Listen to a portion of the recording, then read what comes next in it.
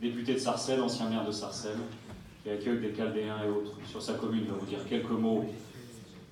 Je vais ensuite passer la parole, qu'elle se prépare, à Barry Zacharie, que je présenterai tout à l'heure, et ensuite on va enchaîner avec notre ami député égyptien, et ensuite on terminera avec les derniers invités. Voilà, pardon, j'essaye de faire au mieux. Vous avez entendu la voix du Liban, le débat est lancé.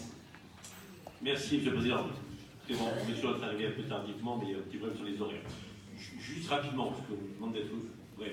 Sarcelles, c'est une commune qui a l'habitude depuis plus de 100 ans d'accueillir des chrétiens d'Orient. Puisque les premiers qui sont arrivés, c'était en 1915, après le génocide arménien et syro-chaldéen, ils sont venus à Sarcelles. Puis, il y a 40 ans, c'était les chrétiens d'Orient venant de Turquie, les assyro-chaldéens, qui ont quitté la Turquie et que nous avons accueillis. Il y a eu ensuite, depuis quelques années, 3-4 ans maintenant, les chrétiens d'Orient qui nous viennent d'Irak, que nous avons accueillis également. Donc on a un historique, un retour sur comment nous avons accueilli ces populations qui étaient martyrisées, comment nous les avons intégrées. Et la question qui est posée aujourd'hui, et je vais directement au but, c'est que faire pour favoriser le retour des réfugiés. C'est les réfugiés que nous avons accueillis en France à partir du moment du drame de Daesh, où il y a 30 ou 40 ans, pour les problèmes qu'ils avaient eu en Turquie, ces réfugiés veulent-ils rentrer? Parce qu'une grande partie de ces réfugiés sont maintenant en France, intégrés parfaitement, et n'ont pas forcément la volonté. C'est pour nous un vrai sujet. Nous étions fiers et heureux de les accueillir pour leur permettre de se sauver, mais nous savions qu'en les accueillant pour se permettre de se sauver, nous vidions quelque part l'Orient de ces chrétiens. Et donc nous étions systématiquement confrontés à ce double problème. Doit-on favoriser le départ des chrétiens d'Orient? Tout simplement pour les sauver. Et cette question, elle est quotidienne. Que faisons-nous? Alors, comme nous discutons avec ceux qui sont arrivés d'Irak il y a maintenant 2 ans ou 3 ans, les familles entières. Nous, à Sarcelles, nous avons accueilli plus de 200 familles, logées, embauchées, accueillies à l'école, et donc nous leur avons donné la capacité de s'intégrer complètement dans la société française et dans les villes comme les nôtres, avec la communauté assyro-chaldéenne ici présente, que je salue particulièrement.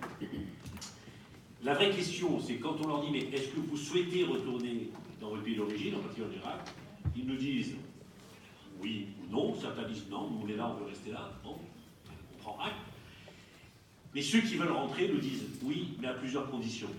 Un, qui nous assure la sécurité dans nos villages d'origine?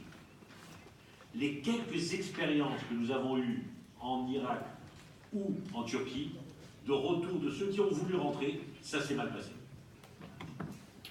Ceux qui ont fait l'effort de rentrer, de dire « nous voulons rentrer chez nous et vivre sur nos terres ancestrales », les quelques expériences que nous avons, c'est que le retour ne s'est pas très bien passé. L'accueil dans les villages d'origine n'était pas celui qu'ils espéraient. Les conflits avec les populations présentes, voilà, font que la vie quotidienne fait que c'est pas aussi simple que ça. Donc ils nous disent, nous on est prêts à faire l'effort, on veut retourner chez nous, on veut retourner dans le village d'origine, mais on doit nous assurer la sécurité. Et aujourd'hui, le constat que je fais, c'est que nous ne sommes pas capables de leur assurer leur sécurité, de leur dire, ne vous inquiétez pas, nous assurons votre sécurité. Donc la vraie question qui est posée, c'est comment la communauté internationale est capable d'assurer, aux chrétiens d'Orient en particulier, les idéologues, que s'ils rentrent chez eux, ils vivront en toute sécurité. Et ils ne connaîtront plus les exactions qu'ils connaissent depuis tant d'années. Et aujourd'hui, moi je le dis avec beaucoup d'humilité en tant que parlementaire français, parce que la France devrait avoir un rôle historique pour permettre justement cette sécurité, aujourd'hui la communauté internationale n'est pas capable d'apporter cette réponse.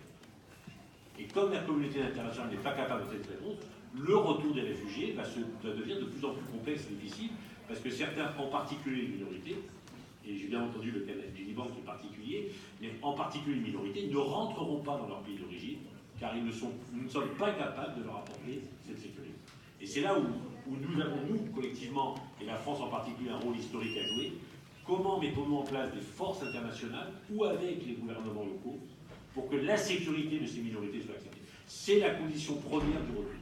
S'il n'y a pas ça, nous n'y arriverons pas. En tout cas, c'est la conviction que j'en ai.